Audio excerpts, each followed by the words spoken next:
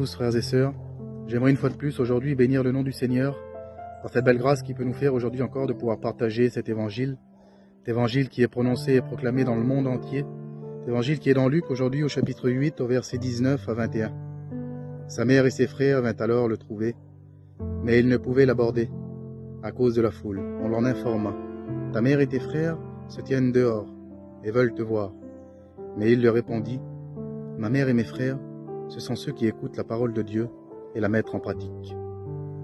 Voilà, amen. Je te rends grâce, Jésus, et je te bénis. Merci, Seigneur, pour ces belles paroles, Seigneur. Paroles que Jésus, aujourd'hui, frères et sœurs, veut nous dire et veut mettre dans notre cœur. Mais voilà, la véritable question aujourd'hui, c'est comment je vis ma vie aujourd'hui avec Jésus? Comment aujourd'hui je vis ma vie chrétienne avec Dieu? Est-ce que, Seigneur, aujourd'hui, je mets en pratique tes commandements? Est-ce que, Jésus, aujourd'hui, j'accueille ta parole avec foi dans mon cœur? Est-ce que j'écoute ta parole, Seigneur, ce que tu veux me dire chaque jour? Vous savez, frères et sœurs, l'Ancien Testament est une grande partie de la Bible qui nous rappelle que les peuples qui refusaient d'écouter le Seigneur, et ben malheureusement pour eux, n'étaient que échecs et défaites. Mais voilà, aujourd'hui, le Seigneur nous donne la victoire. Le Seigneur Jésus nous donne la victoire, mais voilà, il faut accepter sa parole dans notre cœur avec foi, accepter de suivre le Seigneur et de mettre en pratique ses commandements. Et on a le plus beau des exemples. Aujourd'hui, c'est Marie. Marie, aujourd'hui, qui prenait les paroles de son fils et qui les mettait dans son cœur, au plus profond de son cœur, et qui les méditait chaque jour. Et ce qu'on voit aujourd'hui, Marie n'a jamais abandonné Jésus. Au pied de la croix, c'était une des premières à être là. Et elle n'a jamais laissé tomber son fils.